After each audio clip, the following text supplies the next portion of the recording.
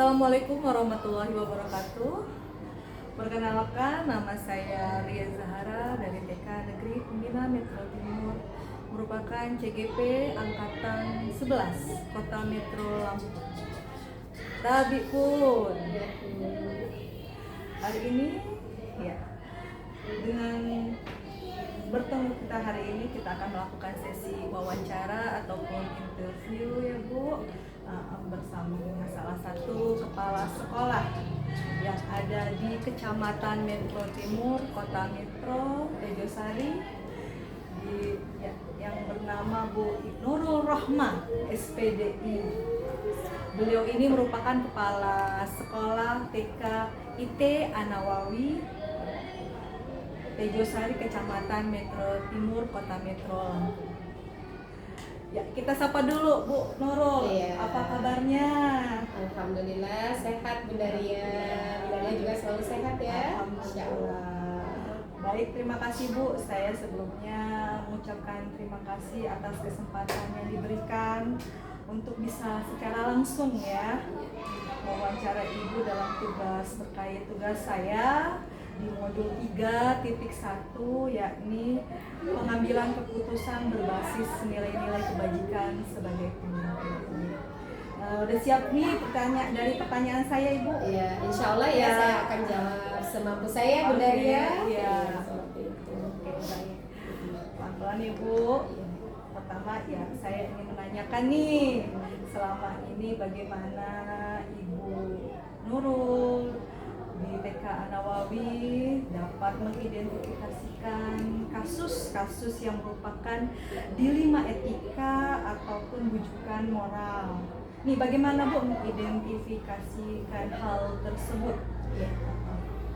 Ya, untuk pertanyaan yang pertama ini ya, tentunya saya selaku kepala sekolah ya, pengelola TK di sini, karena dalam hal dilema etika ini sebenarnya juga tidak mudah ya Mbak Ria, gitu kan. Bagaimana saya harus mengidentifikasi kasus yang terjadi, terutama tentang dilema etika.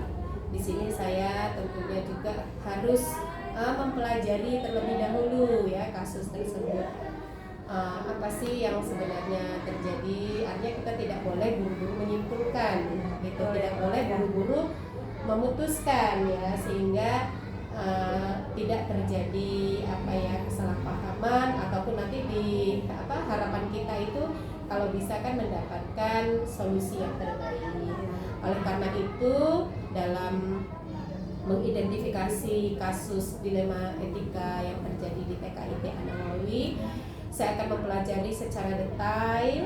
Saya juga mungkin akan mengumpulkan ya, artinya bukti-bukti, juga tentunya akan menggali informasi ya, dan selanjutnya mungkin saya baru bisa menyimpulkan kasus yang terjadi. Nah, dalam menyimpulkan itu juga nanti selanjutnya kesimpulan itu juga dapat digunakan sebagai bahan untuk menindaklanjuti keputusan kasus dilema etika. Ya, jadi kalau sudah kita mendapatkan kesimpulan, selanjutnya sudah kita putuskan. Nah, jadi kesimpulan tersebutlah yang akan saya gunakan untuk menindaklanjuti keputusan kasus tersebut. Karena nggak mungkin ya Bunda Ria, kalau kita sudah mendapatkan kesimpulan, dan ini kan sebagai kepala sekolah saya itu punya kebijakan untuk memutuskan. Nah, maka keputusan itu itulah nanti untuk sebagai bahan tindak lanjut. Apa sih yang harus ditindaklanjuti daripada kasus tersebut? Mungkin itu Bunda Ria. Jadi perlu kehati-hatian untuk menemukan solusi yang Iya, terbaik ya Bu ya. betul. Karena kan memang kita juga tidak boleh ada pihak-pihak yang tersakiti, terzolimi seperti itu. Harus adil ya Bu ya. Harus adil, insya Allah. Ya, begitu. Jadi pertanyaan pertama sudah dijawab sama Iya. Ibu dengan baik ya. Solusinya sampai mencari hati-hati sekali sehingga menemukan solusi yang terbaik. Betul. Ya, jadi pertanyaan meningkat kedua ya Ibu ya. Nah, selama ini nih bagaimana Ibu Nurul sebagai kepala TK IT An-Nawawi menjalankan pengambilan keputusan keputusan di sekolah ibu, terutama untuk kasus-kasus di mana ada dua kepentingan yang sama-sama benar ya, atau sama-sama mengandung nilai kebajikan. Gimana Iya. Ibu? Ya itu lagi kembali lagi ya Bunda Ria, memang keterkaitan ya sama dengan pertanyaan pertama ya, untuk mengambil keputusan dengan kasus ada dua kepentingan yang sama-sama benar, yang dia juga sama-sama mengandung nilai kebaikan, ini baik ya, ini benar, ini benar. Ada dua guru umpamanya atau dua siswa, dua-duanya benar, dua-duanya baik. Bagaimana saya mengambil keputusannya?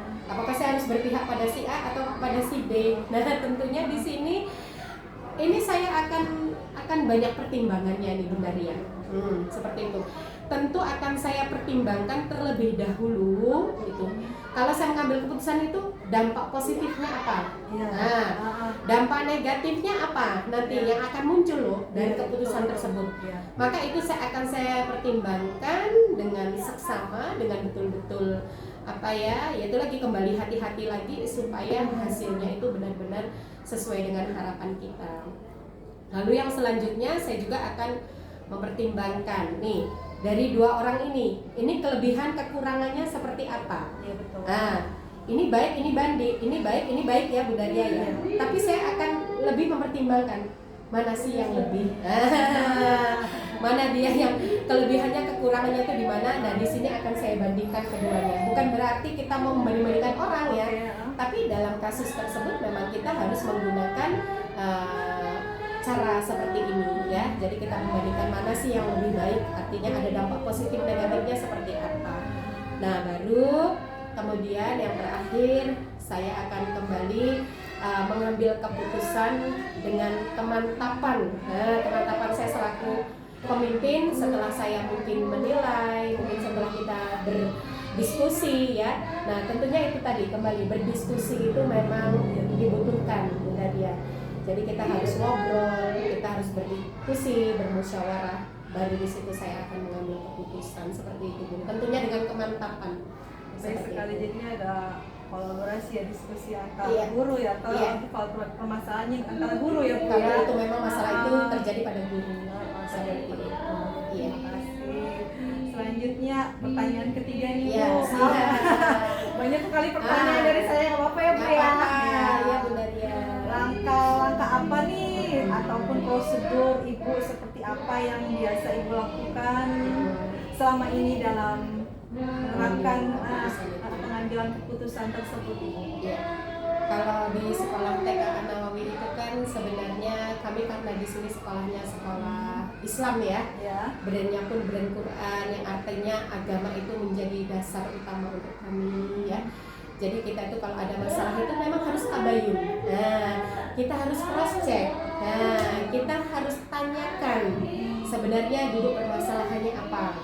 Nah, ini nanti kalau muncul masalah ini ya, itu maka yang paling utama yang akan kami lakukan setelah tadi di awal saya bilang ya, bagaimana sih kalau saya cara pengambilan keputusannya seperti itu. Nah, kalau di sini kalau tadi yang ditanyakan langkah-langkahnya ya, langkah-langkahnya saya akan memanggil dulu tuh, memanggil ya si guru tersebut dipanggil. Kita menenangkan dulu tuh dengan suasana, jangan kita mengambil keputusan itu dengan kondisi emosi atau kondisi marah. Nah itu.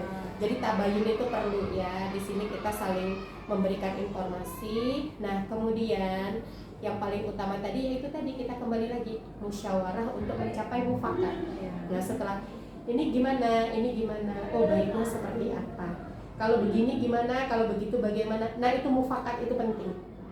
Jadi kalau saya di TK An-Nawawi itu secara mufakat ya, kita musyawarah dari hati ke hati, tidak boleh emosi, tidak boleh marah ya. Di situ memang harus keputusan itu terjadi, maka kalau sudah dimusyawarahkan dan mufakat dan sudah diputuskan harus legowo. Si guru tersebut umpamanya nih, oh yang ini harus begini ya Bunda, yang ini harus begini. Harus legowo semuanya supaya apa, semua bisa berjalan ya di sini, tapi jangan sampai nanti ada gerundelan di belakang seperti itu. Nah dalam pengambilan keputusan itu juga tentunya kita kalau nanti umpamanya terdapat kesulitan ya, kita bukan hanya kepada yang punya masalah saja, mungkin nanti kita akan meminta masukan dari rekan-rekan teman-temannya itu. Umpamanya saya masih dalam keadaan banyak bingung nih Bunda Ria, ya kan gak selamanya kita itu bisa emosional stabil ya Bu ya. Kalau sekiranya memang kesulitan, kalau saya itu akan memanggil teman-teman. Kalaupun umpamanya lagi kesulitan lagi, saya kadang-kadang sharing dengan pengawas saya. Oh gitu, sama Ya, pengawas pendamping saya kan memang ya alhamdulillah Bu Ratna Maria. Oh, Ratna Maria, ya. Nah, itu kan menjadi orang tua saya. Iya betul. Beliau perpanjangan daripada dinas pendidikan. Jadi ketika ada permasalahan sama guru ya, itu saya tidak segan-segan akan memanggil beliau. Bahkan beliau tuh datang kemari, saya sharing-sharing karena saya sebagai bawahannya, saya akan melaporkan ketika itu tidak bisa saya atasi. Maka akhirnya apa? Akan kita ambil istilahnya suara terbanyak Bunda.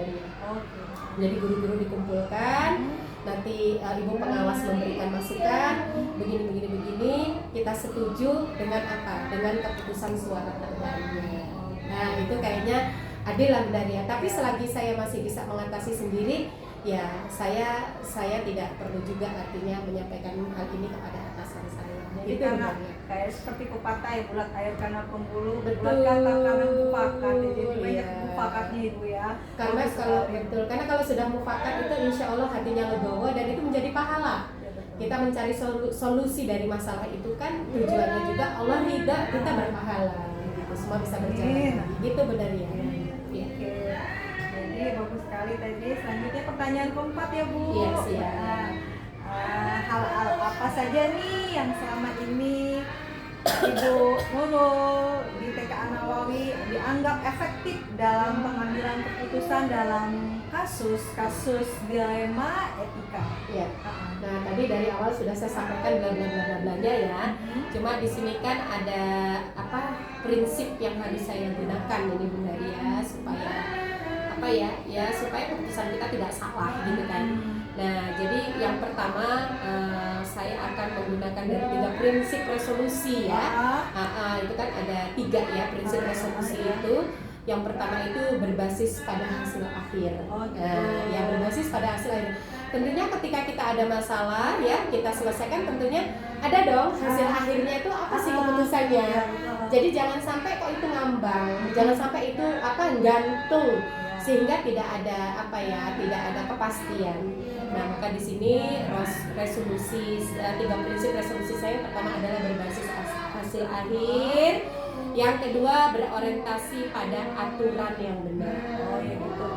Tentu Bunda Ria. Nah itu tadi ya di awal tadi sudah saya bilang ya kita bandingkan kan mana sih yang lebih baik gitu kan, mana sih yang memang dia lebih positif gitu kan.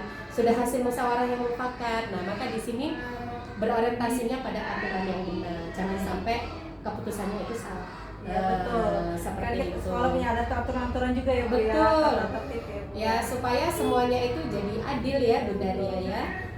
Lalu yang ketiga, prinsip yang ketiga itu ya saya mengutamakan rasa peduli.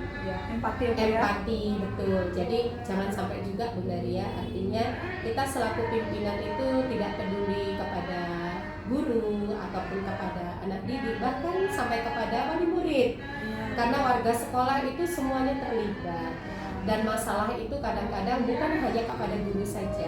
Wali murid pun kadang-kala akan muncul permasalahan ketika ada keputusan-keputusan sekolah yang mungkin tidak bisa diterima oleh mereka. Nah, karena mungkin miskomunikasi. Si wali murid itu mungkin tidak hadir pada waktu rapat atau antara wali murid yang satu dengan wali murid yang lainnya. Nah, inilah kita harus sebagai pimpinan di lembaga ini kita harus betul-betul bijak gitu benar. Ya mungkin itu 3 prinsip resolusi saya. Menggunakan 3 itu betul sekali ya. Pertanyaan berikutnya nih, apa saja nih yang selama ini merupakan tantangan dalam mengambil keputusan Ibu pada kasus-kasus dilema etika? Nah ini kalau tantangannya ini memang jelas besar Bun. Kadang-kadang kita harus Bun, perasaannya aduh ya Allah enak enggak ya, ya kan benar ya, gitu kan kadang-kadang nanti dikira ini Bu Kepala Sekolah Bunda Nurul berpihak sama dia sama guru yang ini. Iya, iya, itu menurut saya sudah termasuk menjadi tantangan ya untuk saya selaku pimpinan. Tetapi di sini kita tidak boleh ya Bun, artinya mengedepankan rasa enak tidak enak ya, tetap harus ada keputusan yang keputusannya itu keputusan yang benar. Maka di sini tantangan yang selanjutnya ini ketika ada permasalahan ya Bun, ada permasalahan tuh kita mencari apanya itu kok solusinya tuh kok sepertinya itu masih apa ya Bun, tidak adanya solusi yang jelas gitu loh, yang sesuai dengan norma etika. Nah kadang-kadang muncul seperti apa? Seperti ya muncul. Jadi umpamanya nih ada permasalahan ya, si guru nih, umpamanya si guru ya, dia sebenarnya ada yang melaporkan nih umpamanya dia mengambil berkas tanpa izin. Nah seperti itu terjadi juga sih di sini gitu, tanpa izin yang padahal prosedurnya harusnya itu melalui izin ya ketika itu supaya apa? Supaya kita tahu ya kan berkasnya itu digunakan untuk apa, supaya tidak disalahgunakan. Iya betul. Tetapi ketika si pihak guru dipanggil itu sepertinya tidak ada kejelasan, jadi masih ngambang gitu loh. Sehingga sepertinya itu apa ya, solusi yang mau dicari itu karena yang ini bilangnya iya, yang ini tidak. Nah di sini makanya perlu sekali saya mengumpulkan bukti gitu ya. Terus di sini juga saya harus hati-hati. Nah maka itu menjadi tantangan untuk saya ketika ada dua orang ya, yang satu mengatakan iya, yang satu mengatakan tidak. Nah seperti itu. Lalu selanjutnya itu adanya tekanan sosial.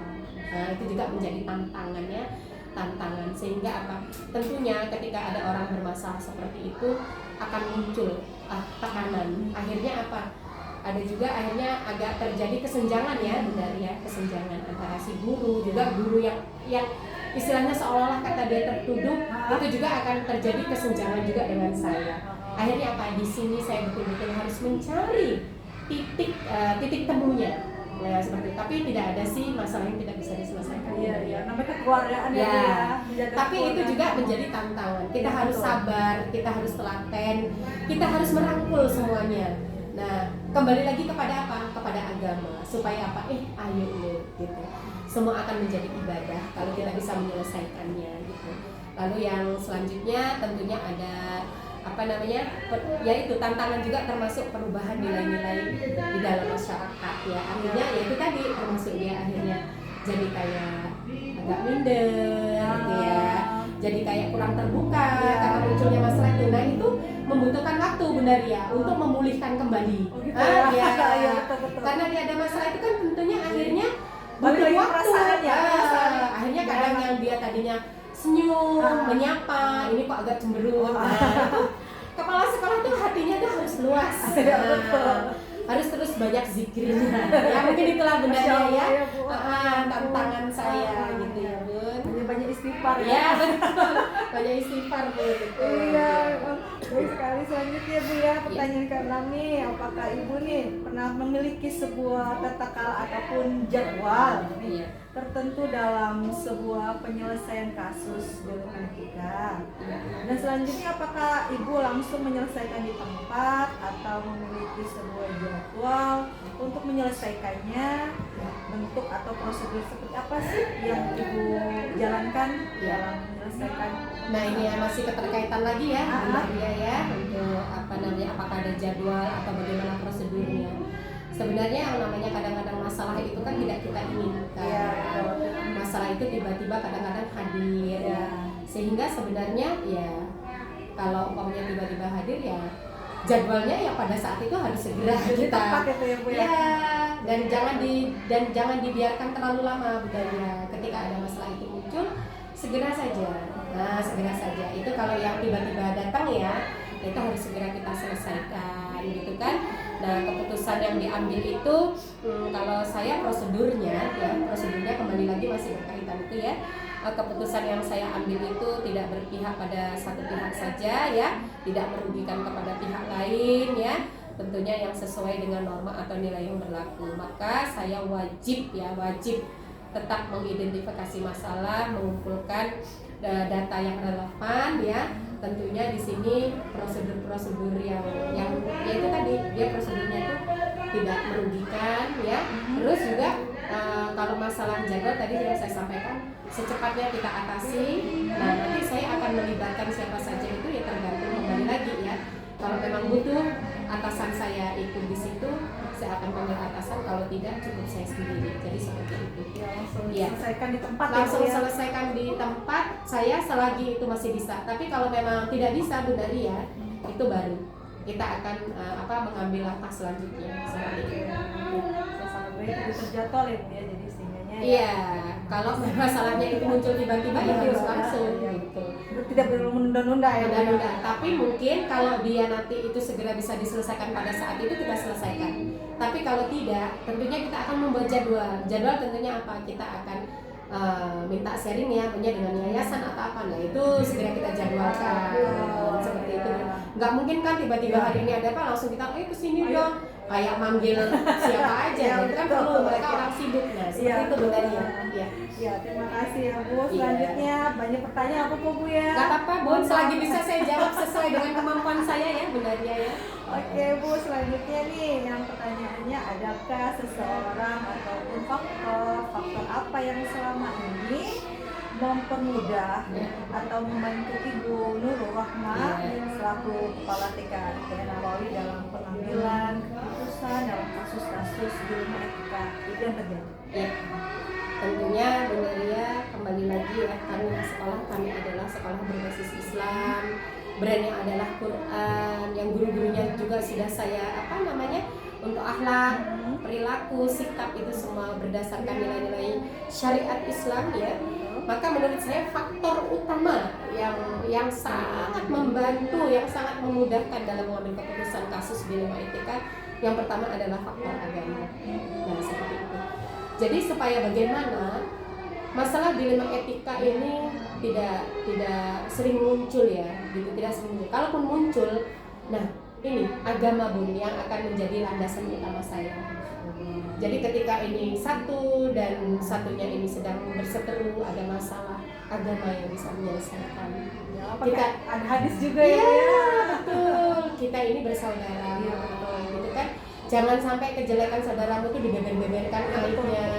Nah, seperti Bisa itu. ditutup sekolah kan sama-sama keluarga ya, Sama Bu, ya. keluarga, satu rumah, satu tubuh lah ya di Anau ini. Jadi menurut saya faktor utama yang sangat memudahkan itu untuk mengambil keputusan adalah faktor agama. Ya selain itu juga tentunya seperti faktor sosial, ilmu pengetahuan itu juga akan sangat membantu ya Bu Daria. Nah selanjutnya juga ada faktor internal ya, ada faktor eksternal itu juga bisa juga membantu. Artinya di sini faktor internal ini bagaimana kita sesama ini saling memotivasi gitu kan, saling menasehati gitu. Dan nanti kalau faktor eksternal itu mungkin bagaimana dengan budaya dan keluarga, masyarakat seperti itu. Ya mungkin itu sih ya benarnya ya faktor-faktor yang bisa mempermudah kita dalam mengambil keputusan. Agama landasan basicnya Ya, ya, Bu, ya. pertamanya agama, faktor agama itu yang sangat membantu. Karena semakin agamanya baik, insya Allah akhlak perilaku dia juga akan menekan lebih kecil untuk membuat masalah. Karena tujuan dia di sini itu kan untuk ibadah ya, ngajar untuk ibadah, bermitra, berteman, bekerja sama juga untuk ibadah. Nah sehingga di situ teriring ilmu dari bekalan agama. ilmu, betul. Jadi dia dengan semakin dia bisa menjaga perasaan sesama rekannya, itu pun sudah ibadah. Jadi faktor agama itu yang utama di sini, benar ya. Terima kasih. Selanjutnya terakhir nih, Bu, maaf ya. Ya, Dari semua hal yang telah disampaikan nih, pembelajaran apa nih yang Ibu dapat sudah nih dari masalah pengalaman Ibu Nurul selaku Kepala TK IPA Nawawi dalam mengambil keputusan dilema etika yang terjadi di sekolah Ibu. Iya, betul. Nah, jadi kalau pembelajaran yang dapat saya petik ya dari pengambilan keputusan ini, tentunya sangat banyak sekali ya yang bisa saya ambil ya dari pembelajaran ini. Yang pertama, saya menjadikan diri saya itu akan lebih hati-hati ya, akan lebih hati-hati dalam setiap mengambil keputusan. Saya juga akan sering berkonsultasi, berkoordinasi, ya, berkomunikasi, ya, berdiskusi gitu dengan pihak-pihak terkait atau pihak-pihak yang memang kita perlukan ya dalam penyelesaian dilema etika. Nah akhirnya kan kita banyak silaturahmi ya, banyak silaturahmi, banyak ngobrol, banyak membaca ya, hanya seperti itu. Lalu yang selanjutnya ini saya juga belajar bagaimana diri saya itu, keberadaan saya itu betul-betul bisa menjadi penengah, menjadi pengayom. Di sini karena saya ini adalah kepala sekolah, mungkin walaupun mungkin ada guru saya yang umurnya lebih tua dari saya gitu, tapi karena saya pimpinan di sini, maka saya ini menjadi penengah, pengayom ya. Akhirnya saya ini harus memposisikan diri, kadang-kadang saya harus menjadi ibu untuk mereka, jadi teman. Mayomi ya Bu ya. Mayomi, nah ini pembelajaran yang bisa saya petik Bunda. Karena yang bermasalah itu kan bukan hanya saja yang umurnya di bawah saya, gitu. Ada senior saya pada sama-sama manusia ya Bu ya. Jadi bagaimana saya harus memposisikan itu. Terus saya juga harus belajar supaya apa yang saya putuskan itu jangan sampai menzalimi atau merugikan orang lain, ya. Karena itu nanti di sana Bun pertanggungjawabannya berat ya Bunda. Iya betul, selaku kepala sekolah. Terus pembelajaran apalagi yang saya dapatkan, saya bisa menambah ilmu wawasan tentang dilema etika ya. Tentunya kita sebagai kepala sekolah sebagai ini harus banyak membaca memang Bundanya. Termasuk dalam hal harus ada ya. literasinya itu harus kuat Bun. Jangan sampai kita kok nggak paham apa toh dilema etika, kita nggak tahu. Akhirnya dengan kita di sekolah penggerak ya, PSP ataupun mungkin guru penggerak ya. Sekolah penggerak angkatan 2 ya Bu ya. Sekolah penggerak angkatan 2 alhamdulillah ya, ini di tahun ketiga. Yang kita harus literasinya harus ada Bu. Walaupun mungkin kita belum jawabannya belum sempurna lah ya, tapi setidaknya kita tahu dulu lah Bunda gitu seperti itu.